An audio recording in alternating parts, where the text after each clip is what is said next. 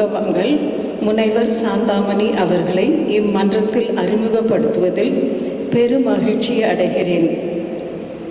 தோன்றின் புகழோடு தோன்றுக, அஃதில்லார் தோன்றிலான் தோன்றாமை நன்று என்ற வள்ளுவரின் வாக்குக்கிணங்க தன் தோற்றத்தை உலகம் முழுவதும் பேச்சு திறத்தாலே வெளிப்படுத்திய பெருமை நம் சிறப்பு விருந்தினர்கள் அவர்களையே சாரும்.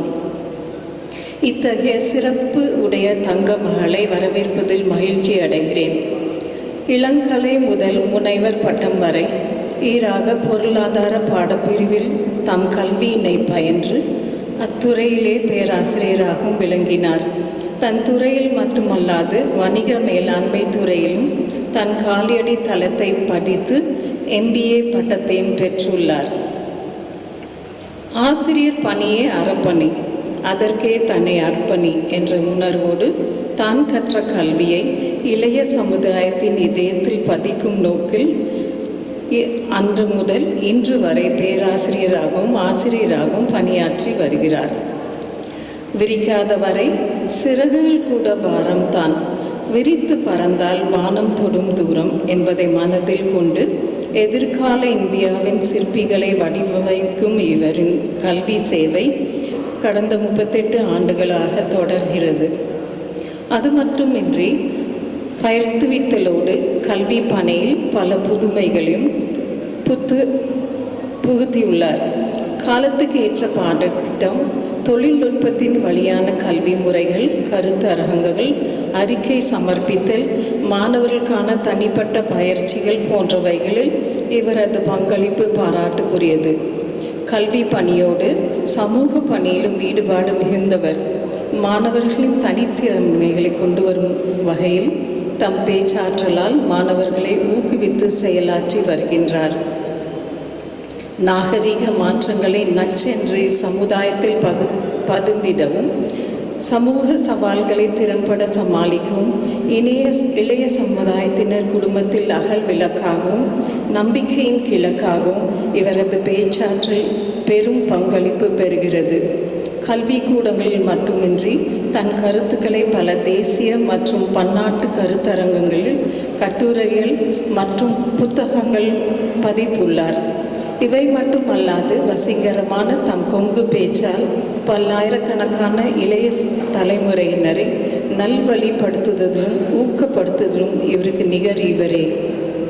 இவரின் சிநேகமான புன்னகை, நம்பிக்கை தரும் வார்த்தைகள், மனம் நிறைந்த வாழ்த்துக்கள் இனிய நாளை அழகாய் மாற்ற பல வாழ்க்கையில் வசந்தங்கள் வீச சிறப்பு விருந்தினர் அவர்களை சிறப்புரையாற்றுமாறு அன்புடன் அழைக்கிறேன். நன்றி. அறிமுகம் செய்த முதல்வர் அவர்களுக்கு நன்றி.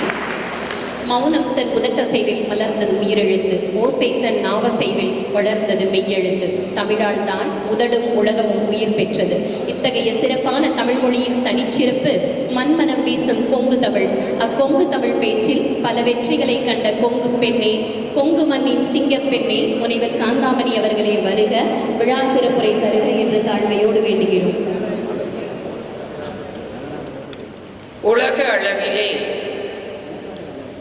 உலக அளவிலே ஒவ்வொரு மொழிக்கும் ஒவ்வொரு சிறப்புகள் உண்டு. இத்தாலிய மொழிக்கு இசை மொழி என்று பெயர்,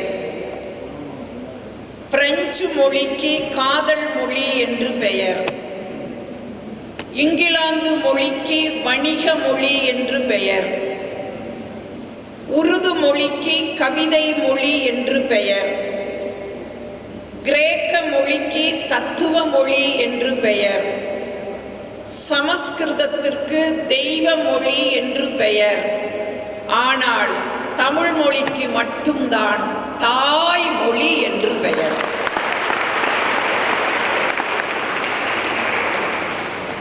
தாய்மொழியாம் தமிழ் மொழியை வணங்கி மகிழ்ந்து கற்களால் கட்டப்படுவது கட்டிடம், அன்பினால் கட்டப்படுவது வீடு, பக்தியால் கட்டப்படுவது கோயில், அக்கறை மிகுந்த ஆசிரியர்களாலும் மாண்புமிகு மாணவர்களாலும் உருவாக்கப்படுவதுதான் கல்வி நிலையம். அந்த அடிப்படையிலே அக்கறை மிகுந்தவர்களாலும் ஆசிரிய பெருமக்களாலும் மாணவ செல்வங்களாலும் இந்த திருப்பூருக்கே பெருமை சேர்க்கக்கூடிய ஒரு நிறுவனம் என்று சொன்னால் திருவாரூர் தேர் அழகு, திருவிடை மருதூர் தெரு அழகு, மன்னார்குடிக்கு மதுள் அழகு,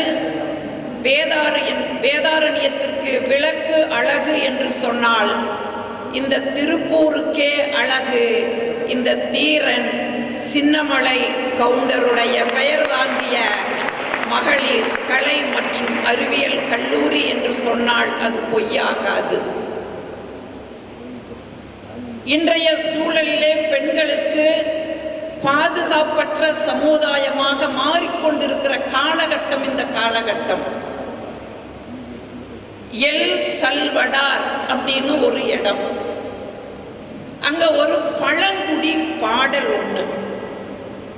ஒரு சிறுமி சிறுத்தையின் மீது சவாரி செய்யறான். சிறுமியோட முகத்துல புன்னகை இருந்ததா. சவாரி முடிச்சுட்டு 2 பேரும் திரும்பி வந்தாங்களா. இப்ப சிறுமி இருந்தா சிறுத்தையினுடைய வயிற்றுல, இப்ப சிறுமியோட வயிற்றுல சிறுமி இருந்ததுனால சிறுத்தையினோட முகத்துல மகிழ்ச்சி இருந்தது அப்படின்னு ஒரு பழங்குடி பாடலினுடைய ஒரு செய்தி. எங்கேயோ ஒரு சிறுமிக்கு ஒரு சிறுத்தை தான் எதிரியா இருந்துச்சு. ஆனா இன்னைக்கு இருக்கிற சமுதாயத்தில் பெண்களுக்கு ஆயிரக்கணக்கான சிறுத்தைகள் இன்னைக்கு எதிரிகளாக இருக்கக்கூடிய இந்த காலகட்டத்திலே 100% பெண்களுக்கு பாதுகாப்பு தருகின்ற வகையிலே இந்த தீரன் சின்னமலை மகளிர் கலை மற்றும் அறிவியல் கல்லூரியை உருவாக்கி இந்த பெண் சமுதாயத்திற்கே பெருமை சேர்த்து கொண்டிருக்கக்கூடிய அத்துணை சான்றோர் பெருமக்களையும் இந்த நேரத்திலே நான் வணங்கி மகிழ்கின்றேன். எப்படி சிந்தித்தார்களோ தெரியாது. இன்னைக்கு கல்வி நிலையங்கள் எல்லாமே வணிகமயமாகி கொண்டிருக்கிற காலகட்டம். பணம் சம்பாதிப்பதைத்தான் நோக்கமாக கொண்டிருக்கிற காலகட்டம். அதுல மகளிருக்கென்று ஒரு கல்லூரியை தனியாக ஆரம்பித்தாலோ அல்லது ஆடவர்களுக்கு என்று ஒரு தனியாக கல்லூரியை ஆரம்பித்தாலோ கூட்டம் வராது. அதனாலதான் கோஎட் அப்படின்னு சொல்லி மாணவர்களுடைய சேர்க்கைக்காக கல்வி நிலையங்கள் உருவாகி கொண்டிருக்கும் பொழுது எத்தனை பேர் வந்தாலும் கவலை இல்லை. 100 பேர் வந்தாலும் சரி, 150 பேர் வந்தாலும் சரி, கவலை இல்லை. 100% பெண்களுக்கு நாங்கள் பாதுகாப்பு தருவோம் என்ற ஒரு நம்பிக்கையிலே இந்த கல்லூரியை உருவாக்கி இருக்கக்கூடிய தலைவர், உபதலைவர், செயலாளர், பொருளாளர் மற்றும் இந்த நிர்வாக குழுவை சார்ந்த அத்துணை நபர்களையும் நான் பெயர் சொல்ல மாட்டேன். பெயர் விடுபடுகின்ற விபத்துக்கு நான் ஆளாகணும். ஒவ்வொருத்தர் பேரையும் சொல்லி இப்போ எல்லாமே எனக்கு அறிமுகமான என்னோட சொந்தங்கள். நாளைக்கு மணியண்ணன் கேட்பார், என் பேரை விட்டுட்ட அப்படிம்பார், ஃபோன் பண்ணி கேட்பார். அதனால் அந்த வம்புக்கெல்லாம் நான் போக தயாரில்லை. அதனால் பொதுவாக அத்துணை பேர்களையும் நான் இந்த இதில் இணைத்து முதல்வர் உள்பட பேராசிரியர் பெருமக்களுக்கும் பல கனவுகளை உள்ளத்திலே ஏந்தி கொண்டு என் மக என்ன படிப்பாளோ, என்ன ஆவாளோ, நாளைக்கு பெரிய இடியை கொண்டு வந்து என்ற தலையில போடுவாளா, இப்படி பல கற்பனைகளோடு அமர்ந்திருக்கக்கூடிய பெற்றோர்களுக்கும் எப்பொழுதுமே என்னை பெற்றவர்களை விட உயர்வாக நான் மதிக்கின்ற மாணவ செல்வங்களுக்கும் என்னுடைய பணிவான வணக்கத்தை கனிவோடு தெரிவித்துக் கொள்கிறேன். இப்போ மாணவிகளுக்கெல்லாம் ஒரு சந்தேகம் வரலாம், ஏன் பெற்றோர்களை விட உயர்வாக மதிக்கிறீங்கன்னு ஒரு கேள்வி வரலாம். என்னை 10 மாதம் சுமந்து இந்த மண்ணில் புறம் தள்ளி சாந்தாமணி என்று பெயர் வைத்தவர்கள் என்னுடைய பெற்றோர்கள். நானும் ஒரு தனியார் கலை மற்றும் அறிவியல் கல்லூரியில் பேராசிரியராக இருக்கிறேன். வருகை பதிவேட்டில் என்னுடைய பெயர் சாந்தாமணின்னு தான் இருக்கும். ஆனால் வகுப்பறையில் எனக்கு சாந்தாமணின்னு பெயர் இருக்குமா? என் மாணவர்கள் எல்லாம் எனக்கு ஒரு பெயர் வச்சிருப்பாங்களா இல்லையா? ஆக பெற்றோருக்கு அடுத்தபடியாக பெயர் வைக்கின்ற பாக்கியம் மாணவர்களுக்கு இருப்பதால் என்னை பெற்ற பெற்றோர்களை விட உயர்ந்த மாணவர்கள். ஆனால் ஒரு சின்ன திருத்தம், எந்த பெற்றோர்களுமே பிள்ளைகளுக்கு இழிவு வருகின்ற வகையில் பெயர் சூட்ட மாட்டார்கள். நீங்களும் அப்படிதான் பெயர் வச்சிருப்பீங்க, வைப்பீங்கிற நம்பிக்கையோடு என்னுடைய உரையை நான் தொடங்குறேன். எப்படிப்பட்ட ஒரு கல்வி நிறுவனத்தில் நம்ம படிக்கிறோம் அப்படிங்கிறத முதல் நீங்கள் தெரிஞ்சுக்குங்க. இந்த தீரன் சின்னமலை அப்படிங்கிறது ஒரு சாதாரண பெயர் கிடையாது. ஏதோ ஒரு சாதாரணமாக மற்ற நிலையங்களுக்கு பெயர் வைக்கிற மாதிரி இந்த நிறுவனத்துக்கு இவங்க பெயர் வைக்கல. ஒரு சாதாரண பெயர் கிடையாது, ஒரு வரலாற்று சிறப்புமிக்க ஒரு நபருடைய பெயர். நீங்கள் சுதந்திர போராட்ட வரலாற்றிலே யாராரோ சுதந்திரத்திற்காக போராடினார்கள் அப்படின்னு நம்ம படிப்போம். ஆனால் அந்த வரலாற்றிலே இந்த கொங்கு மண்டலத்திற்கு என்று ஒரு பெரிய புகழை தேடி தந்தவர் தான் தீர்த்தகிரியாக இருந்த தீரன் சின்னமலை கவுண்டர் என்பது வரலாற்றுக்குரியது. தைரியமாக 3 முறை ஆங்கிலேயருடன் போர் செய்து அந்த 3 முறையும் வெற்றி அடைந்து நயவஞ்சகமாக கொல்லப்பட்ட ஒரு நபர். ஆக துணிஞ்சு நின்னார். ஆங்கிலேயன் வரி வசூல் பண்ணிட்டு போகும்போது அதை போய் இடையில தடுத்து ஆங்கிலேயனுக்கு இது போகக்கூடாதுன்னு தடுக்கிறார். சாமி, நாங்கள் என்ன போய் சொல்றதுங்க எங்க அதிகாரி கிட்ட? போ, சென்னிமலைக்கு சிவன்மலைக்கு இடையில ஒரு சின்ன மலை பறிச்சுட்டான், போய் சொல்லு அப்படிங்கிற ஒரு வீர உணர்ச்சியை இந்த மண்ணிற்கு தந்தவருடைய பெயர் தாங்கிய கல்லூரியில் நீங்க படிக்கிறீங்க. பெயருக்கு என்ன அவ்வளவு வலிமை இருக்கு அப்படின்னு நீங்க கேட்கலாம். தலைவர் அழகா சொன்னாரு, ராஜராஜ சோழனை பத்தி வரலாறு சொல்லிட்டு இருந்தாரு. நீங்க பெயர் அப்படிங்கிறது ஏதோ நமக்கு அழைப்பதற்கு மட்டும் பெயர் நினைக்காதீங்க. அது நமக்கு வரக்கூடிய, நமக்கு தொடர்ந்து வரக்கூடிய ஒரு அடைமொழி தான் நமக்கு பெயர். ஏன் ராஜராஜ சோழன் கோயிலை கட்டிட்டா, அவர் சொன்ன மாதிரி பிரம்மாண்டமா கட்டிடத்தை எழுப்பிட்டா. யாரெல்லாம் அதுக்கு துணையாக இருந்தாங்களோ அவர்களுக்கெல்லாம் வாரி வாரி பொன்னையும் பொருளையும் எல்லாம் கொடுத்துட்டா. எவ்வளவு மகிழ்ச்சியா இருக்கணுமோ அவ்வளவு மகிழ்ச்சியா அத்தனையும் கொடுத்துட்டா. கடைசியில ஒரே ஒரு நபர் மட்டும்தான் அவர் முன்னால நின்றுட்டு இருக்காரு. அவர் யாருன்னு பார்த்தா அந்த கோயிலை கட்டிய பொறியாளர் குஞ்சர மல்லர் அப்படிங்கிறவர் தான் அவர் முன்னால நிற்கிறாரு. இப்ப ராஜராஜன் சொல்றாரு, உங்களுக்கு நான் எதை தர்றது? ஒரு 24 ஊரை தருட்டா? அது இந்த சுனாமி மாதிரி வந்துச்சுன்னா காணாம போயிரு. சரி, பொற்காசுகளை வாரி வழங்கட்டுமா? அது காணாம போயிரு காலப்போக்குல.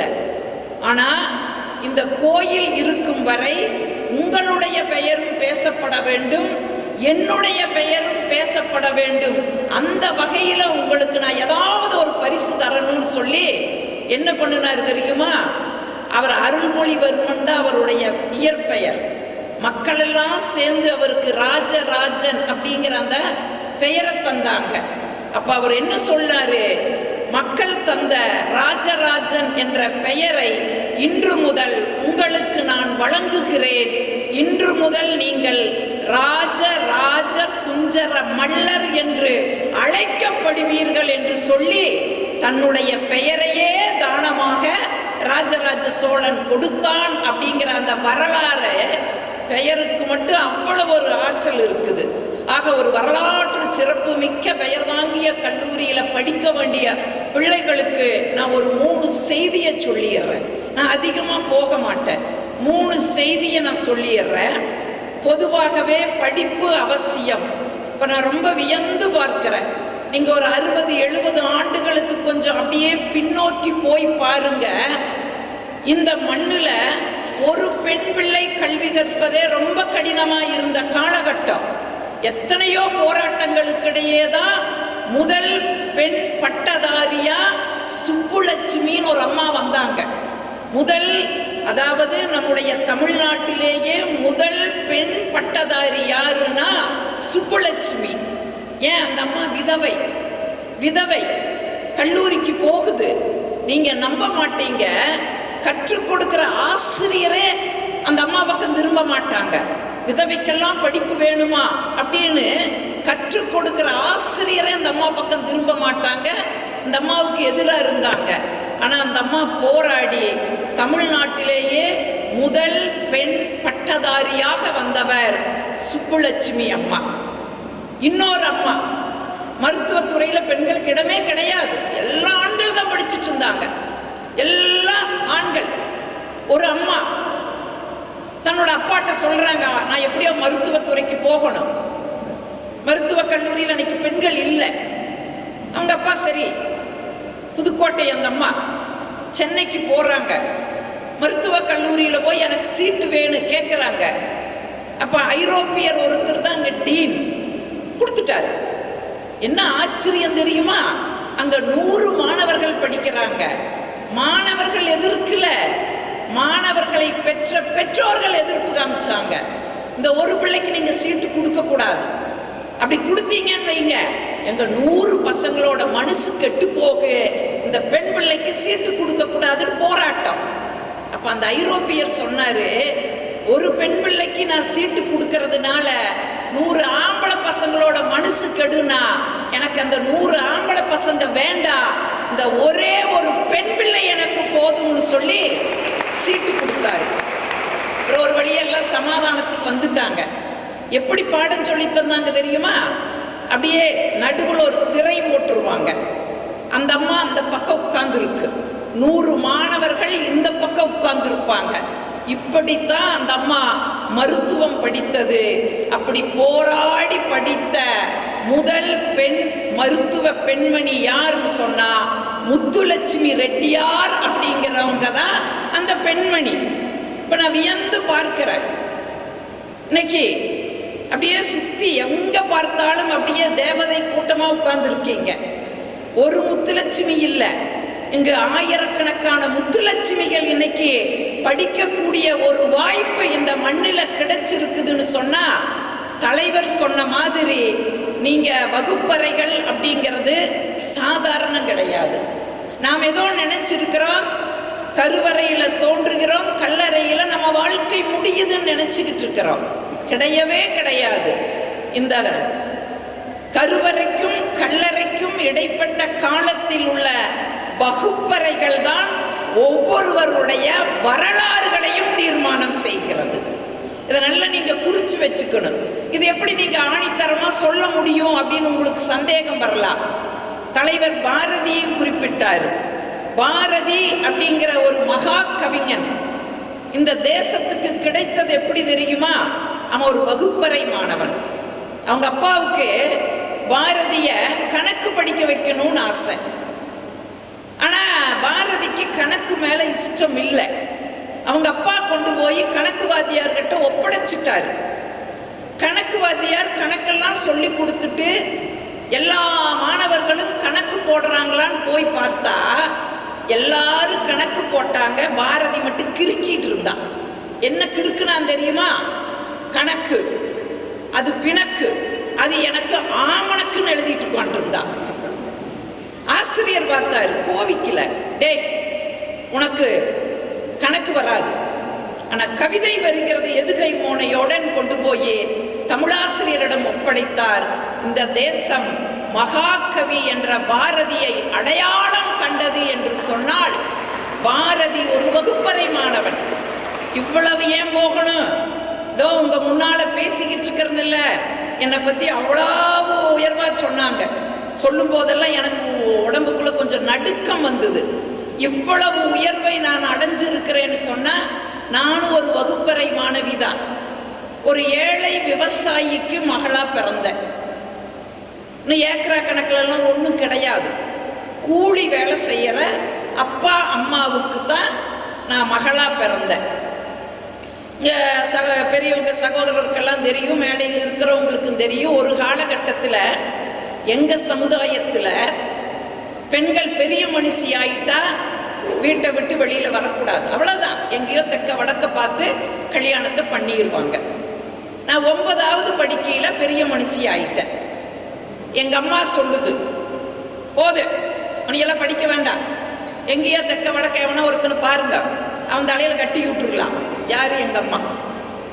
எங்கள் அப்பா இல்லை, அவ ஒருத்தியாவது படிக்கட்டு, அவ ஒருத்தியாவது படிக்கட்டு. எங்கள் அப்பா, எங்கள் அம்மா முடியாது.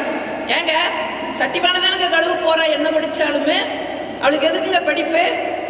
வேண்டாம். நீங்கள் நம்ப மாட்டீங்க, ஒரு வருஷம் வீட்டுக்குள்ளே அவங்க 2 பேர் பட்டிமன்றம் நடத்துனாங்க. இப்போ தெரியுதா நான் ஏன் பட்டிமன்ற பேச்சாளராக வந்திருக்கிறேன்னு? ஒரு வருஷம் வீட்டுக்குள்ளே உட்காந்துக்கிட்டு 9வது தொடரில் வீட்டுக்குள்ளே உட்காந்துக்கிட்டு இவங்க பட்டிமன்றத்தையே பார்த்துட்டு இருந்தால் யார் ஜெயிப்பாங்கன்னு. கடைசியில் எங்கள் அப்பா ஜெயிச்சிட்டாரு. இப்போ படிப்பு தொடருது, ரீஎன்ட்ரி ஆகிறேன், திரும்ப 9வதுக்குள்ளேயே போகிறேன். 8வது படிக்கிற பிள்ளைகள்லாம் வந்து என்னைய அக்கா அக்கான்னு கூப்பிடுது, அவமானமாக இருக்குது. இப்படி படிக்கணுமா அப்படின்னு கொஞ்சம் வருத்தமாகவும் இருக்குது. ஆனாலும் எங்கள் அப்பாவுக்காக, ஏன்னா அவர் தானே போராடி எனக்கு அதை வாங்கி கொடுத்துருக்காரு. எங்கள் அம்மாட்ட இருந்து போராடி ஜட்ஜ்மெண்ட் எங்கள் அப்பா வாங்கி கொடுத்துருக்காரு. அவருக்காகவாது படிக்கணும்னு அந்த அவமானங்களை எல்லாம் தாங்கிட்டு என் படிப்பு தொடருது.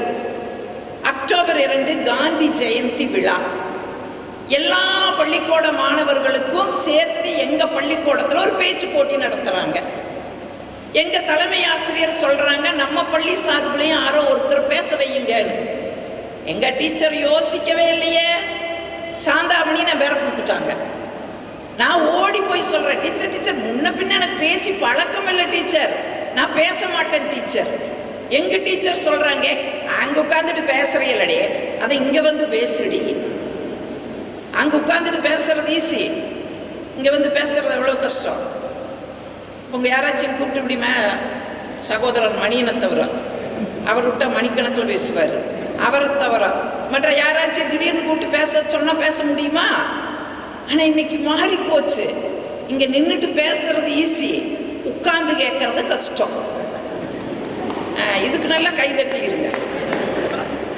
ஏன்னா ஒரு இன்னைக்கு இருக்கிற புறச்சூழல்களில் ஒரு கணக்கெடுப்பு சொல்லுது, ஒரு மனிதனால 8 நிமிஷத்துக்கு மேலே உட்கார்ந்து எதையும் கேட்க முடியாது அப்படின்னு சொல்லுது.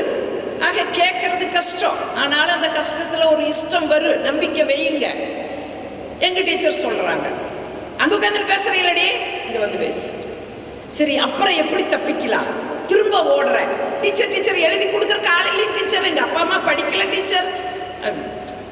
எங்கள் டீச்சர் சொல்கிறாங்க, ஏண்டி கவலைப்படுற, நான் எழுதி தர்றேன்.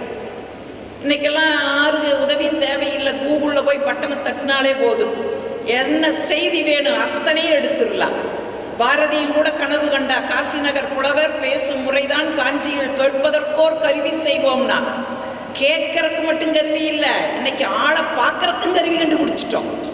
இன்னைக்கு நம்ம ஆள் எங்கே இருக்கிறாரு, இருந்த இடத்துல இருந்து பார்க்குறோம் இல்லை. நம்ம வீட்டுக்காரெல்லாம் எனக்கு கூகுள் தான் பேர் வச்சிருக்காரு. ஏன்னா அந்த மனுஷனை எங்கே இருந்தாலும் கண்டுபிடிப்பேன் நான் மட்டும் இல்லை, எல்லாரும் தான் இல்லையா. பிள்ளைங்க 2 அவர் கையில் ஒப்படைச்சிட்டு வருவேன் மேடைக்கு. அவர் சரியாக பார்த்துக்கிறாரா, ஒரு ஃபோன் அடிப்பேன், சொல்லுமா எங்கே இருக்கீங்க, வீட்டில் தான்மா இருக்க, எங்கே நம்ம வீட்டு மிக்சியை போடுங்க, போடுவார். அது டர்ன்னு ஓடும். நான் முடிவு செஞ்சிருவேன், மனுஷன் வீட்டில் தான் இருக்கார், நம்பிக்கை. ஒரு நாள் மழை, நிகழ்ச்சி கேன்சல். வீட்டுக்கு போனால் புள்ள மட்டும் இருக்கிறா, இவரை காணோம். நான் கேட்டேன், எங்கே உங்கள் அப்பான்னு. அட போமா, நீ பேசுறேன்னு பேக்க தூக்கிட்டு நீ ஒரு பக்கம் போ. நீ போன பிறகு அப்பா ஒரு கட்டைப்பையை எடுக்கிறாரு, அதில் மிக்சியை தூக்கி வைக்கிறாரு, அவர் ஒரு பக்கம் போறாரு. போக முடியுமா இன்னைக்கு? அந்த அளவுக்கு தொழில்நுட்ப வளர்ச்சி இல்லையா? ஆள் எங்க இருக்கிறாங்கன்னு பார்க்குற அளவுக்கு இன்னைக்கு தொழில்நுட்ப வளர்ச்சி. அன்னைக்கு அந்த வசதி இல்லை, எழுதி கொடுக்க ஆள் இல்லை. நான் எழுதி தரேன்டி, சரி ஏதோ ஒரு பக்கம் எழுதி கொடுப்பாங்க, நம்ம படிச்சு எப்படியோ பேசிடலாம் அப்படின்னு பார்த்தா 7 பக்கத்தை எழுதி தர்றாங்க. 7 பக்கம். நீங்க நம்ப மாட்டீங்க, ஸ்கூல்லேயே அவுட்ஸ்டாண்டிங் ஸ்டூடெண்ட் நான் தான். ஆனால் உண்மையிலேயே நம்பாமல் இருக்கிறீங்களே, ஏன் இந்த பூஜியா நீ எல்லாம் அவுட்ஸ்டாண்டிங் அவர் வேறு கிண்டல் விடுறாரு, நீ எல்லாம் அவுட் சைடு நீ சொல்லி நான் நம்புனாள். அப்படிதான் நினைக்கிறீங்க. ஸ்கூல்லையே அவுட்ஸ்டாண்டிங் ஸ்டூடெண்ட் நான் தான். மேக்ஸ் சுட்டு போட்டாலும் வராது. மேக்ஸ் டீச்சர் கேட்பார், ஹோம்ஒர்க் எழுதிட்டு வந்தியாடி? இல்லைங்க டீச்சர். Get out. அவுட்டில் போய் நின்றுவேன். இங்கிலீஷ் டீச்சர் வருவாங்க, சம்மரி எழுதிட்டு வந்தியாடி? இல்லைங்க டீச்சர். Get out. ஆக ஒரு பக்கம் படிக்க முடியாமலே வெளியே நிற்கிற கேஸ் நான். 7 பக்கத்தை எப்படி படிக்கிறது? ஓடி போய் எங்கள் அப்பாட்ட சொல்கிறேன், அப்பா அப்பா பயமாக இருக்குதுங்கப்பா. அப்பாங்க மாட்டா, அன்னைக்கு ஐயான்னு தான் கூப்பிடுவோம். ஐயா ஐயா பயமாக இருக்குதுங்க ஐயான்னு. எங்கள் ஐயன் சொல்கிறாரு, கண்ணு எப்படியாவது படித்து பேசியிருக்கண்ணு, இது மான பிரச்சனை கண்ணுங்கிறாரு. ஏதோ இந்தியா பாகிஸ்தான் பார்டர் பிரச்சனை மாதிரி மான பிரச்சனை கண்ணு, எப்படியோ பேசுங்கிறாரு. நீங்கள் நம்ப மாட்டீங்க, இன்னைக்கு பாருங்க அப்படியே பளிச்சுன்னு எல்லாம் மின்சார விளக்கு. நீங்கள்லாம் கொடுத்து வைத்தவர்கள், எங்களுக்கெல்லாம் அந்த வாய்ப்பு இல்லை. பண ஓலை குடிசை வீடு, கரண்ட் கிடையாது, மண்ணெண்ணெய் விளக்கு, அதுக்கு கண்ணாடியும் கிடையாது. சீலையத்தான் திரியா போட்டு அந்த திரி எரியும் போது புகை கக்கும் பாருங்க, அப்படியே குபுக்கு குபுக்குன்னு கண்ணெல்லாம் எரியும். அந்த விளக்குல 7 பக்கத்தை போட்டி நடக்கிற நாள் வந்துடுச்சு. பார்த்தா எல்லா ஆம்பளை பசங்க, எல்லா பள்ளிக்கூடத்திலிருந்து ஆம்பளை பசங்க, விரல் விட்டு என்ற மாதிரி 3 பெண் பிள்ளை, நான் உட்பட. அவன் வந்து பேசுறத பார்த்தா கொலையே நடுங்குது. கை அப்படி ஆடுறான், காலை இப்படி ஆடுறான். தலைவர் உட்கார்ந்துட்டு எத்தனை செய்தியை சொன்னார். அந்த மனுஷன் நின்று பேசியிருந்து இன்னும் எவ்வளவு பேசியிருப்பார். உட்கார்ந்தே உங்களுக்கு 1000 செய்தியை சொன்னார். அந்த மாதிரி பசங்க பேசுறது எனக்கு கொலை நடுங்குது. திரும்ப ஓடுறேன் எங்கள் டீச்சர்கிட்ட, டீச்சர் டீச்சர் டீச்சர் எனக்கு பயமா இருக்குதுங்க டீச்சர், விட்டுருங்க டீச்சர். எங்கள் டீச்சர் சொல்றாங்க, போடி போ. அப்பெல்லாம் போடின்னு சொல்லுவாங்க.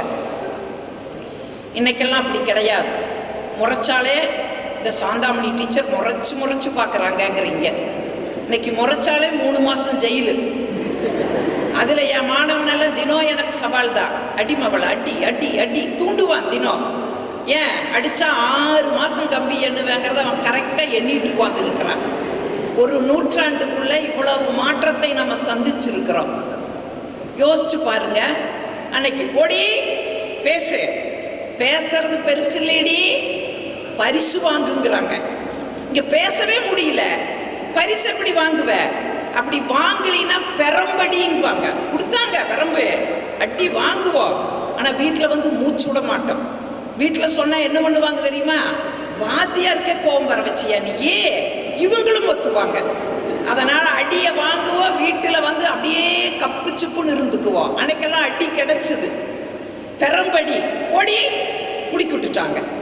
சாந்தாமணியும் பேரை கூப்பிட்டாங்க. இப்படி வந்து இந்த முன்னாடி நின்று கூட்டத்தை பார்த்தா அப்படியே என்ன செய்யறதுன்னு தெரியல எனக்கு. அப்படியே உச்சி முதல் உள்ளங்கால் வரைக்கும் வேர்த்து விறுவிறுத்து பார்த்தேன். டக்குன்னு கண்ணை மூடிட்டு என்னெல்லாம் மனப்பாடம் செஞ்சுட்டு வந்தனோ அதையெல்லாம் கடன்னு சொல்லிகிட்டே வந்தேன். இப்படி சொல்லிகிட்டே வரும் பொழுது இப்படியெல்லாம் நமக்காக அரும் பாடுபட்டு சுதந்திரத்தை வாங்கி கொடுத்த காந்தியடிகளை கோட்சோ என்பவன் சுட்டு கொன்றான் அப்படின்னு சொன்னேன். சொல்லிட்டு அடுத்த வார்த்தை வரல.